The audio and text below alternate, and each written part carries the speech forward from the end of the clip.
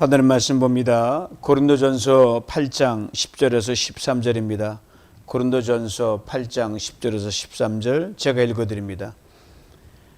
지식 있는 내가 우상의 집에 앉아 먹는 것을 누구든지 보면 그 믿음이 약한 자들의 양심이 담력을 얻어 우상의 재물을 먹게 되지 않겠느냐? 그러면 내 지식으로 그 믿음이 약한 자가 멸망하나니 그는 그리스도께서 위하여 죽으신 형제라. 이같이 너희가 형제에게 죄를 지어 그 약한 양심을 상하게 하는 것이 곧 그리스도에게 죄를 짓는 것이니라. 그러므로 만일 음식이 내 형제를 실족하게 한다면 나는 영원히 고기를 먹지 아니하여 내 형제를 실족하지 않게 하리라. 아멘. 형제를 실족하지 않게 하라. 이 제목으로 오늘 본문 말씀 가지고 하나님의 귀한 음성을 우리 모두 다 들을 수 있기를 원합니다. 아시는 우리 모두는 태어날 때부터 똑같이 태어나지 않습니다. 모든 게 다 달라요. 쌍둥이도 다르죠. 상대적 차이를 가지고 태어납니다. 강자와 약자, 부자와 가난한 자, 많이 배운 자와 많이 배우지 못한 자, 형편이 좋은 자와 그렇지 못한 자, 머리 좋은 자와 그렇지 못한 자, 재능이 많은 사람과 그렇지 못한 사람, 높은 자와 낮은 자, 잘난 자와 못난 자, 감성이 강한 자와 약한 자, 의지가 강한 자와 약한 자 등 이처럼 상대적 우월이 엄연히 존재합니다. 그렇다면 이 상대적 우월 중에서 누가 양보하고 누가 섬겨야 맞는 말입니까? 우가 열에게 넉넉한 마음으로 양보하고 우가 열을 섬겨야 맞습니다. 제 소리가 아니라 예수님이 땅에 계실 때 분명하게 말씀하셨어요. 마태복음 20장 26절로 27절 봅니다. 너희 중에 누구든지 크고자 하는 자는 너희를 섬기는 자가 되고 너희 중에 누구든지 으뜸이 되고자 하는 자는 너희의 종이 되어야 하리라. 왜요? 큰 자가 작은 자를 섬기는 것, 으뜸이 되고자 하는 자가 꼴찌가 되는 것, 즉 종이 되어 섬기는 것이 하늘나라의 룰이기 때문입니다. 여기에 다툼이 있을 리가 없고요. 여기에 무질서가 있을 리가 없습니다. 여기 어떤 갈등과 시기와 질투와 차별이 존재할 수가 없습니다. 요약하면 강한 자가 약한 자에게 양보하고 섬기는 것, 세상에 이게 안 되기 때문에 다툼이 있고 싸움이 나고 전쟁이 그치지 않습니다. 이것을 바울이 그의 다른 서신서 로마서 15장 1절에 분명히 이렇게 밝혀줍니다. 믿음이 강한 우리는 마땅히 믿음이 약한 자의 약점을 담당하고 자기를 기쁘게 하지 아니할 것이라. 아주 명확한 말씀이죠. 쉬우면서도 실천하기는 어렵습니다. 믿음이 강하다는 것과 여러분 믿음이 약하다는 것을 무엇으로 구분할 수 있겠습니까? 저 사람 참 믿음이 좋아, 믿음이 약해. 사랑으로만 구분할 수 있습니다. 어떤 사랑입니까? 나로부터 타인에게로 나가는 성숙한 사랑입니다. 그런데 그 사랑의 기준이 나를 중심으로 돌아가면 완전 미숙한 사랑밖에 안 됩니다. 자기밖에 몰라요. 그리고 그 사랑은 반드시 행동으로 증명되어야 합니다. 지난 시간에 살펴본 8장 3절 말씀을 잠시 불러옵니다. 누구든지 하나님을 사랑하면 그 사람은 하나님도 알아주시느니라. 맞죠? 여러분 하나님 사랑하시잖아요. 저도 마찬가지고 하나님 그걸 아십니다. 네가 나를 사랑하는구나 인정해 주십니다. 여러분 기도하면서 사명하지 마 이런 상황 속에서 하나님의 사랑을 내가 주관적으로 다 깨닫고 있습니다. 좋습니다. 그런데 이렇게 인정받은 사람이 형제 자매를 사랑하지 않으면 그것은 반쪽이라는 겁니다. 위선이라는 거예요. 하나님께 인정받은 사랑은요, 반드시 사람에게도 인정받아야 딱 완전한 세트가 됩니다. 그러기에 성경 전체를 관통하는 가장 중요한 계명에 대해 예수님께서 오래전 이 땅에 계실 때 분명하게 쐐기를 박았어요. 이게 성경 전체를 관통하는 제일 큰 주제입니다. 내 마음과 뜻과 정성을 다해 주 너의 하나님을 사랑하라. 이게 하나고요. 그리고 내 이웃을 내 몸같이 사랑하라. 이 두 개가 큰 축으로 하나님 사랑, 이웃 사랑이 별개의 것이 아니라 동전의 양면처럼 같이 갑니다. 하나님 사랑하면 사람 사랑할 수밖에 없습니다. 사랑이란 말 너무 거창하게 들리십니까? 오늘 본문의 비추 사랑이란 말을 현실적, 실질적인 표현으로 제가 바꿔봅니다. 배려. 이게 사랑입니다. 남을 생각하는 것이지요. 그냥 남 생각이 아니에요. 그냥 가끔 떠오르는 그거 가지고 택도 없습니다. 나보다 항상 남을 먼저 생각하는 겁니다. 고로 사랑은 주는 사람의 입장이 아닌 받는 사람의 입장에서 행해야 탈이 없습니다. 받는 사람 자존심 다치지 않습니다. 이수부와 여우와 두루미 이야기를 잘 아실 거예요. 두루미와 여우가 서로 친구로 잘 지내다가 이 여우란 놈이 이 두루미를 좀 골탕 먹인 속셈을 가지려고 저녁 식사에 초대를 했습니다. 아무것도 모르는 두루미가 오케이 가지. 그래서 여우의 집에 갔어요. 딱 들어서는 순간 맛있는 냄새가 풍깁니다. 보니까 아주 맛있는 숲을 끓여놨는데 그 숲을 어디다 놨냐, 널찍하고 평평한 접시에 딱 잡아서 여기다 하나 저기다 하나 올려놓은 거예요. 그리고 맛있게 먹어 그러면서 여우는 그냥 그 숲을 혀로 핥아서 맛있게 먹는 거예요. 근데 두루미가 먹을 수가 있어요. 긴 부리로 내려봤자 그 부리의 끝만 닿을 뿐 도무지 빨려오질 않는 겁니다. 시장께는 배고파 미치겠는데 먹을 수가 없는 거예요. 기분이 너무 나쁘고 속상해서. 그렇지만 잘 참고 별 내색 없이 배를 쫄쫄 굶은 채 집으로 돌아왔습니다. 그 다음 이야기는 여러분 상상에 맡겨 문제는 못된 여우의 심보예요. 타인에 대한 생각과 배려는 눈꼽만치도 없는 여우. 그렇게 사는 사람들 여러분 의외로 많습니다. 피곤하죠. 속상하기도 하고요. 매사가 자기 중심적입니다. 자기밖에 몰라요. 그래서 남에게 상처를 줍니다. 그게 뭐 어때서 라고 또 오리발이에요. 아무렇지 않게 생각합니다. 오늘 보면 고린도 교회 성도들 중에서 이런 자기 중심적인 사람들이 등장하고요. 꽤 있었던 걸로 보입니다. 그들이 또한 뭐가 또 하나의 저 갖고 있는 저거냐. 나름대로 자기들이 잘났다, 많이 배웠다, 성숙하다, 영적으로 성숙하다라고 이들이 그렇게 자랑했으면 또 그만한 자랑할 만해요. 뭐 여러 가지 많은 은사를 받았으니까요. 자, 이런 백그라운드가 10절 말씀 봅니다. 지식 있는 내가, 즉 영적으로 충만하고 잘났다는 네가 우상의 집에 앉아 먹는 것을 누구든지 보면 그 믿음이 약한 자들의 양심이 담력을 얻어 우상의 재물을 먹게 되지 않겠느냐. 지식 있는 내가라고 했어요. 당시 고린도 교회에서 영적으로 성숙하다고 그렇게 자랑하고 자부심을 갖고 살았던 모든 사람은 진짜 대단했어요. 나중에 후반에 이제 주의 만찬 나오지만 이들은 당시 우상의 재물, 당시 우상 신전이 고린도에 많아가지고 거의 먹는 장 안에 돌아다니는 고기들이요. 이 표시가 없어서 이 우상에서 드린 제 고기들이 거의 다였어요. 구분이 쉽지 않았습니다. 고기를 마음껏 먹었거든요. 그런 우상에 바친 고기를. 그들이 그만한 믿음과 담력이 있었어요. 아이, 우상 헛방이 아무것도 아니야. 모든 하나님 주신 건데 우상에 드렸다고 해서 먼저 주신 하나님 건데 무슨 소리야. 거창한 것밖에 안 되는데 그 믿음으로 막 먹었어요. 그런데 이 우상의 재물을 거리낌없이 먹는 사람들이 이것을 막 대단한 특권을 지닌 것처럼 그렇게 생각했다는 말입니다. 근데 그 고린도 교회 성도들 중에서 태어나서 평생을 이방인으로 살다가 예수를 믿은 사람들이 있거든요. 그런 자매들도 있고 형제가 있었거든요.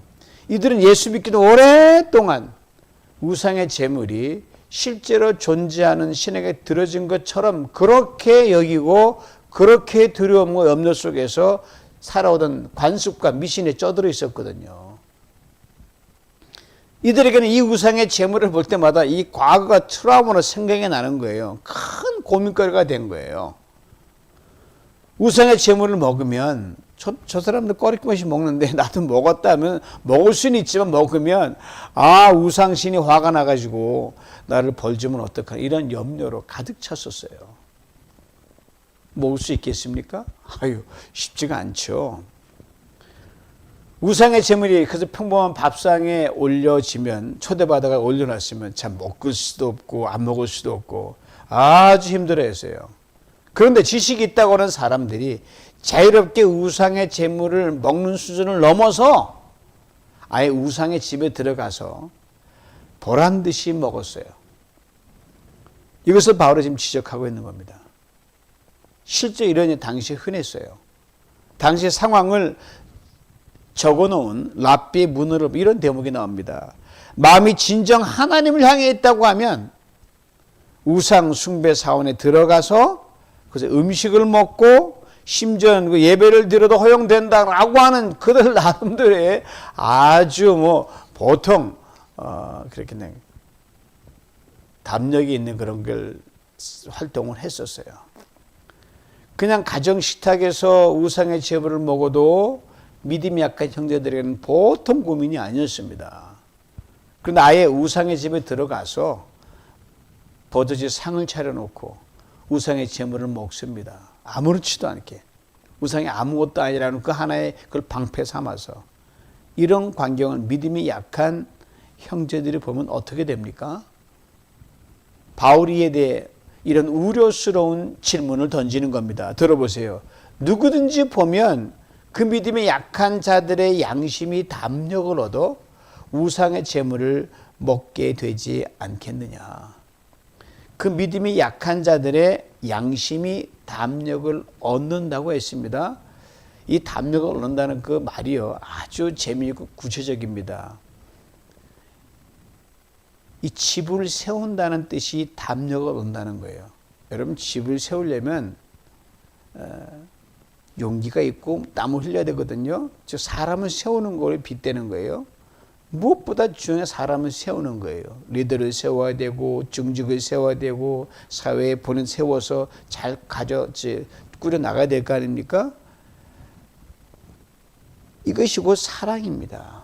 사랑하니까 세워서 그를 일꾼을 만들고 일을 함께 하는 거죠. 하나님을 사랑하시니까 충성자라 여겨 우리를 하나님과 파트너되게 만들고 이 땅에 보내신 거거든요. 그런데 좋은 것을 할 수 있도록 용기를 줍니다. 격려를 합니다. 칭찬해주고 세워지면 더할 나위 없이 좋죠. 그런데 정반대가 있습니다, 여러분. 좋지 않은 일을 장려하고 그래서 마음의 평안을 뺏어가고 신앙에 손해가 되는 경우라면 이건 상대방을 꼬꾸라지게 만들고요. 떠밀어 무모한 일을 하는 게까지 끌고 나갑니다. 아주 나쁜 것이지요. 비근한 예로 포도주를 한번 예를 들어보자고요. 포도주 한 잔 사람 우습게 생각하잖아요. 예수님도 드셨는데 반주로도 한 잔 마시고 혈액순환 좋아서 건강에도 좋대. 그렇게 마셔라고 하는 게 요즘에 어떤 사람들 아니에요. 들어와 보면은 한 잔 마시고 술이 그냥 일반 사람 나오더라고요. 자, 그런대로 체질상 포도주가 받지 않는 사람이 있습니다. 무엇보다 성경 말씀 때문에 포도주가 마음에 걸리는 사람이 있습니다. 잠언 23장 13절의 말씀이 그겁니다. 포도주는 붉고 잔에서 번쩍이며 순하게 내려가나니 너는 그것을 보지도 말지어다. 분명히 성경에 말씀했거든요. 술 먹지 말라는 것보다 보지도 말라 그랬어요, 여러분. 그리고 깜빡 절제하지 못하면 여러분 빚어지는 엄청난 결과가 돼. 성경은 아주 자세하게 적어 놓습니다. 들어보세요. 그것이 마침내 뱀같이 물 것이요 독사같이 쏠 것이며 또 내 눈에는 괴이한 것이 보일 것이요 내 마음은 구부러진 말을 할 것이며 술 취하면 혀가 꼬부러지잖아요. 너는 바다 가운데 누운 자 같을 것이며 세상 못 태평해요. 돛대 위에 누운 자 같을 것이며 내가 스스로 말하기를 사람이 나를 때려도 난 아프지 아니하고 나를 상하게 하도 감각이 없도다. 내가 언제나 깰까 하다 깨면 포도주 어디서 술을 찾더라 이 말입니다. 이건 말 안 해도 아시지만 그래서 보지도 말라 그런 거예요. 근데 나 술 세대니까 취하지 않아도 그렇게 객기를 부린다든지 마치 술이 꺼려지는 사람 앞에서 자신의 자유를 거리낌 사용하면 요즘에 신앙인 사람 술에 이렇게 좋아하는 사람 많이 있어요.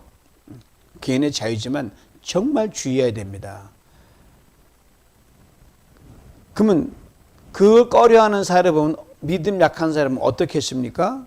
술꾼으로 봅니다, 여러분. 많이 마셔야 술꾼이 아닙니다, 여러분. 딱 한 잔이라도 그 사람 보는 데서 밥 먹을 때마다 한 잔 한 잔 하면요, 그 사람 술 생각나니까 술꾼 이렇게 되는 거예요. 믿음의 손해를 입을 수밖에 없습니다. 예수님이 가난하고 힘든 사람 집에 가서 밥 한 끼 먹은 거 가지고 그 당시에 바리새인 세리들이 저 사람 맨날 마시기만 하고 먹기만 하고 탐하는 참 이상한 사람이다라고 그렇게 소문을 퍼뜨리는 사람들이 그 사람들이었거든요. 나의 술 먹음이 여러분, 그것이 반주 한 잔이든 혈액순환을 돕는 한 잔이든, 물론 신약에 약으로 쓰이는 예외의 경우 있긴 있어요. 나보다 연약한 사람에게 손해를 끼치게 만들면 결코 바람직하지 않다는 겁니다. 그런데 믿음 안에서 넉넉히 소화시킬 수 있다는 자신만의 자유함으로 믿음이 약한 형제들이 버젓이 보는데 우상의 집에 쑥 들어가가지고 우상의 재물을 거침없이 먹습니다. 정말 닭다리 뜯고 목 뜯고 막 그러는 거예요. 거기 술 당연히 곁들여지겠죠. 결과는 불보듯 뻔합니다. 믿음이 약한 형제들이 그대로 따라할 수밖에 없죠. 너도 해? 나도 하지 뭐. 밥상에서 우상의 재물을 먹는 것도 꺼려했던 이들이 담대하게 담력을 얻어 우상의 집에서 예수 믿기 전에 습관화 돌아가는 모습을 연출하곤 했습니다. 이제 바울이 이 악영향을 구체적으로 열거 나갑니다. 8장 11절 앞부분을 불러옵니다. 그러면 내 지식으로 그 믿음이 약한 자가 멸망하나니 그랬습니다. 내 지식, 즉 영적으로 자기가 낮고 내가 이만큼 다 알아라는 그 지식으로 멸망한다. 완전히 무너진다는, 그냥 적당히 흔들리는 게 아니라 완전히 무너져서 다시는 못 일어나는 게 바로 이 멸망입니다. 비참한 종말을 맞게 합니다. 지식이 있다는 이들 알고 보면 지식이 하나도 없는 거예요. 눈먼 소경이 다른 눈먼 사람을 안내해서 같이 우덩이에 빠진 것 똑같습니다. 안다고 하는 그 사람들이 그 지식으로 결국 사람을 죽이는 무지함으로 끝나기 때문입니다. 12절은 또 이렇게 말합니다. 이같이 너희가 형제에게 죄를 지어 믿음이 약한 자가 멸망에 되는 것, 그것은 약한 자, 형제 자매에게 죄를 짓는 것이라고 말씀하고 있습니다. 우리는 하나님께 죄를 짓는 것만 심각하게 생각하는데 여러분 그렇지 않습니다. 사실 형제 자매에게 죄를 짓는 것도요 심각한 겁니다. 여러분 이스라엘 백성의 광야 출애굽기 여러분 지나 레위기 읽지만 광야 지날 때 많은 불평을 모세에게 퍼부었거든요. 사람들은 모세에게 퍼분다 생각했는데 하나님께 불만한 거거든요. 그래서 여러분 이 불평과 불만하지 말라는 거예요. 이걸 이렇게 생각 못하니까 형제 자매를 우습게 알고 그 사람을 넘어지게 하고 그 사람을 죄짓게 하고 흔들리게 만드는 거예요. 그러니까 둔감할 수밖에 없죠. 무례하고 적당히 넘어가려고 하고 아무렇지 생각합니다. 그게 고쳐지질 않는 거예요. 나아가 그 사람 문제지 무슨 소리예요. 누가 넘어지라고 했어? 약하면 넘어지는 거죠. 누가 먹으라고 했어? 자기 스스로 생각해서 알아서 해야지. 무책임, 이런 무책임 없습니다. 세상에서는 혹 넘어가거나 묻혀버릴지 몰라도 여러분 하나님께는 결코 그렇지 않습니다. 다 보십니다. 넘어지게 한 그 사람을 결코 죄 없다 아니하시기 때문입니다. 이것을 잊지 말아야 됩니다. 바울의 말대로 음식 먹지 않는다고 해서 더 못 사는 것도 아니에요. 또 먹는다고 잘 사는 것도 아니에요. 미식가 별로 좋은 소리 아닙니다. 적당히 먹어도 건강해져요. 평안만 하면. 그런데 이런 음식을 가지고 누군가 넘어지게 하면서 나 괜찮아 그냥 난리치고 다니는 거예요. 그렇게 말할 수 없는 일인데 말입니다. 여기서 죄란 단어를 다시금 굳혀 짚고 넘어갈 필요가 있습니다. 죄란 지극하면 이 궁수가 활을 쫙 든 화살을 쏘는데 그 화살이 관역을 벗어난 게 죄라는 거거든요. 자, 믿음이 연약한 형제를 따뜻한 배려를 가지고 더 사랑해야 하는데 그 형제 입장을 전혀 고려하지 않습니다. 사랑은 상대방의 입장에서 포인트를 잘 찾아야 진정한 사랑입니다. 사랑도 잘 알아야 사랑을 하는 거예요. 상대방의 방향을 잘 잡아주는 겁니다. 사랑은 상대방이 아무 거리낌 없이 문을 열도록 접촉점을 찾아내는 겁니다. 여러분 누구 집에 초대받아 가보신 적 있으시잖아요. 영 마음이 편치 않을 때가 있어요. 저도 그런 경우 가끔 있습니다. 잘 차려져 있는데 전혀 마음 편하지 않는 거예요. 빨리 나오고 싶은 생각밖에 없어요. 왜? 초대받은 사람의 식탁이 아니라 초대한 호스트를 위한 식탁이에요. 들어가서 밥 먹고 모든 게 자기 중심으로 또 움직입니다. 손님은 안중에도 없는 거예요. 잘 차리는 것 좋죠. 좋은 접시와 테이블 차림 좋습니다. 그러나 그 음식과 식탁이 누구를 위한 것인가? 이것이 더 중요합니다. 손님이 서툴러도 편하게, 손님이 불편하면 얼른 눈치 봐가지고 불편함 없도록 편하게 해주기에 진정한 초대거든요. 이것에 못 미치면 방향을 잘못 잡은 겁니다. 이걸 성경은 죄라, 관역을 벗어난 것이라 그렇게 합니다. 우리 하나님을 잘 섬긴다 하지만 내 방식으로 섬기면 하나님 불편해 하십니다. 하나님 원하는 방법으로 섬겨야 하나님 편하신 거예요. 하나님 불편하게 했다고 한 그런 생각 해보셨어요? 저도 그렇지만 돌아보면 하나님 참 나 때문에 불편하셨겠다 그런 생각 들 때가 있거든요. 그게 죄예요. 핀트를 잘못 잡은 것이지요. 오늘 보면 또 이렇게 말합니다. 그 약한 양심을 상하게 하는 것, 모두에게 이런 양심의 약함이 있습니다. 즉 연약한 부분이 있다는 거죠. 그건 살살 잘 다뤄야 되는데 투박하게 다루면 깨집니다. 부서지고 망가집니다. 그래서 스트라이크 앤 친다는 거거든요. 저는 지금도 수년 전 그 경험을 잊지 못합니다. 제가 TJ Maxx 가가지고 물건을 샀을 때인데 그때 이 꽃 장식을 위해서 집사람이 화병에 꽃도 놓고 장식하려고 얇은 유리 화병을 여러 개를 산 적이 있어요. 개수가 좀 많아서 대충 비닐봉지에 담아 줄 그렇게 생각했어요. 그런데 제 짐작이 보기 좋게 어긋났습니다. 그때 계산대 계셨던 분은 나이 지긋한 백인 할머니셨습니다. 화병 하나하나를 종이로 몇 겹을 싸시는 거예요. 그리고 또 괜찮나 확인하시고 또 미스 적으면 또 싸시는 거예요. 그렇게 한참을 싸시는 거예요.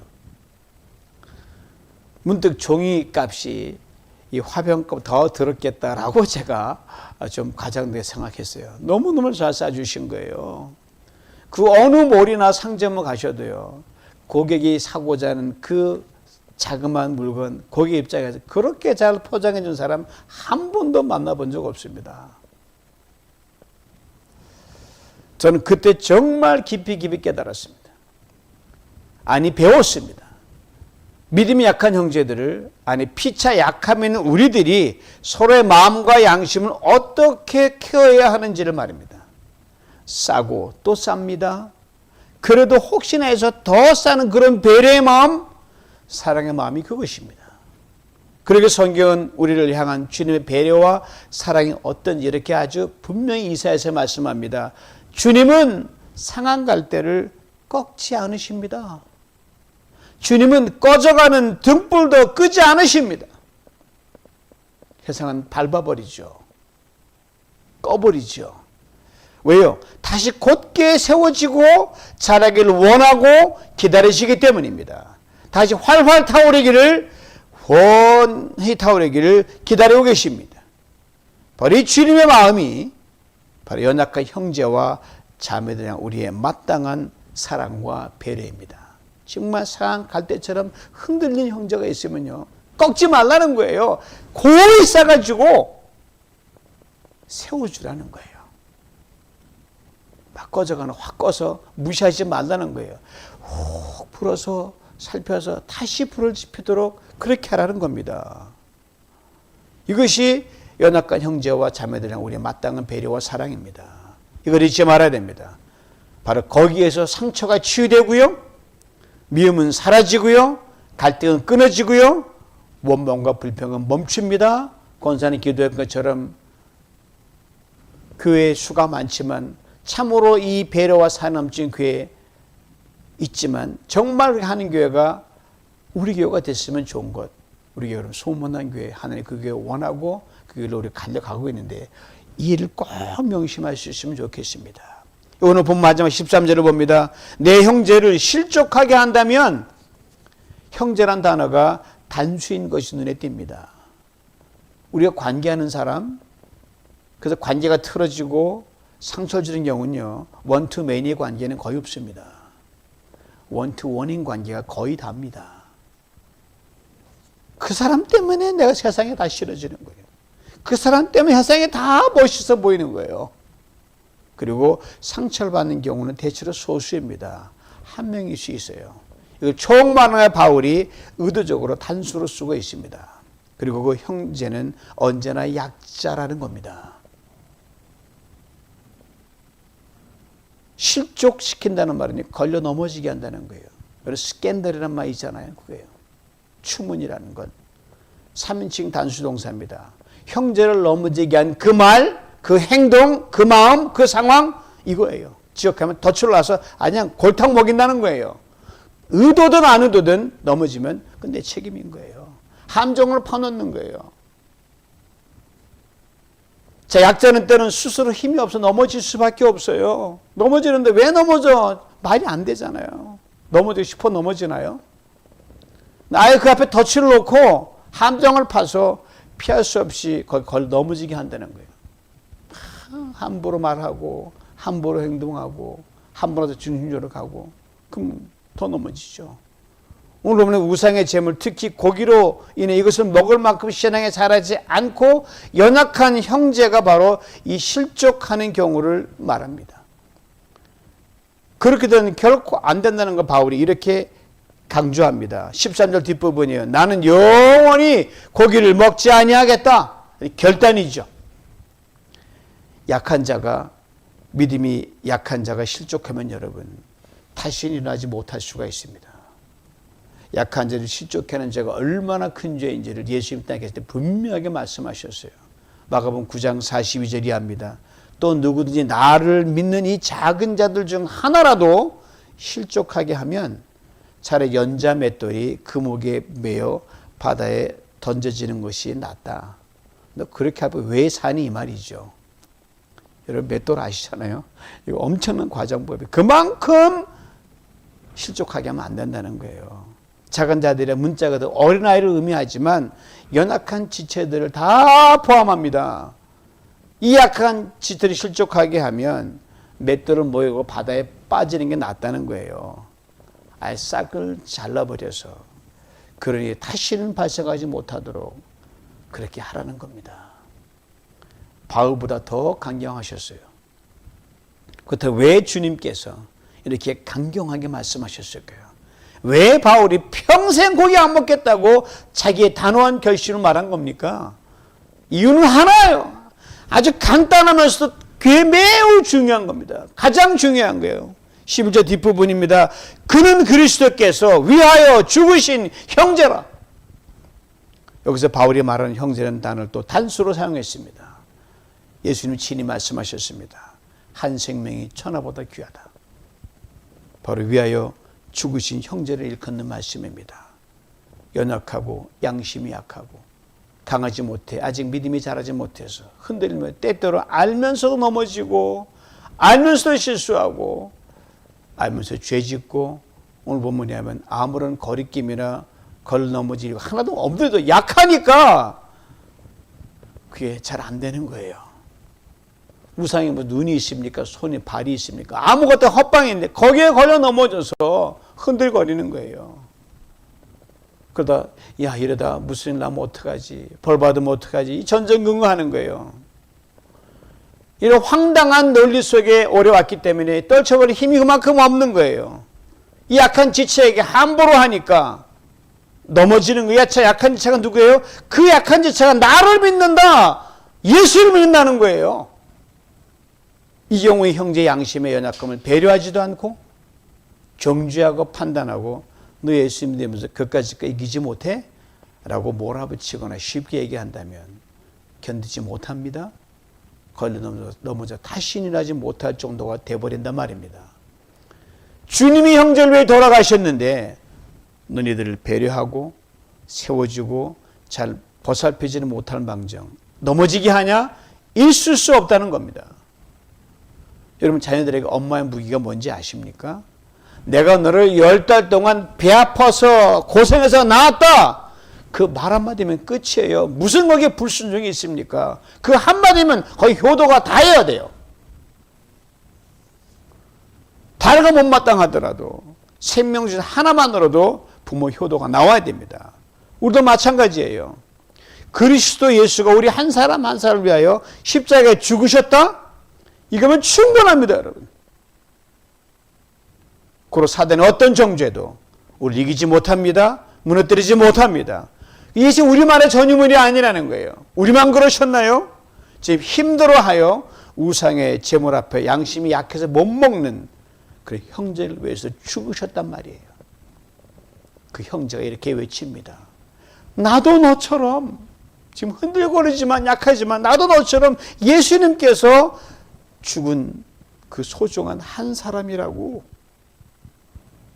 이 외침에 우리는 그 어떤 편견도 우리의 자유도 더 이상 함부로 사용해서는 안 됩니다. 올스톱입니다. 여러분이 지식이 그러하다면 멈춰야 됩니다. 여러분이 가진 재물이 그러다면 멈춰야 됩니다. 자랑이 그러다면 멈춰야 됩니다. 그 아파하고 힘들어하는 그 부분에 대해 우리는 멈춰야 됩니다. 그것이 고기면 고기를 평생 먹지 말아야 되고요. 다른 무엇이라면 그걸 우리는 포기해야 됩니다. 그리고 우리가 믿음이 연약한 형제들과 자매들을 버리고 포기하는 것, 그렇게 못 버리겠습니까? 그리스도께서 왜 죽으신 형제만큼 귀한 겁니까? 아니잖아요. 우리의 소유도 재물도 명예도 자존심도 자랑도 힘도 지식도 그 어떤 일이 있었어도 그리스도께 위하여 죽으신 형제와 자매만큼 결코 귀하지 않습니다. 주님이 말씀하십니다. 내가 위하여 죽은 형제를 실족하지 않게 하라. 어제보다 오늘, 오늘보다 내일 우리의 사랑과 배려의 차원을 높여 나가는 중에 연약한 형제들이 자매들이 우리 때문에 우뚝 세워지고 믿음 안에 굳게 뿌리내리는 탁월한 복된 뉴비전 공동체를 만들어가는 우리 모두가 될 수 있기를 주님의 이름으로 축원합니다. 하느님 아버지 감사합니다. 이 말씀 머리로는 받지만 가슴으로 소화시켜 손과 발로 행하기엔 참으로 부담이 됩니다. 왜? 여기에 우리 너무 익숙하지 않았기 때문입니다.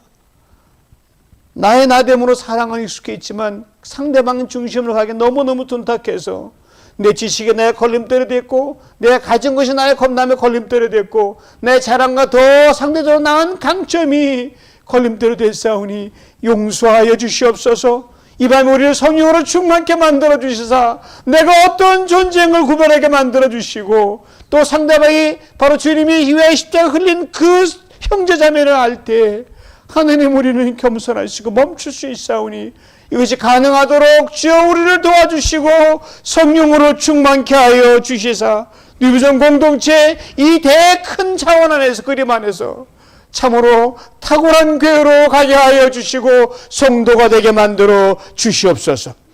예수님의 이름으로 기도하옵나이다. 아멘.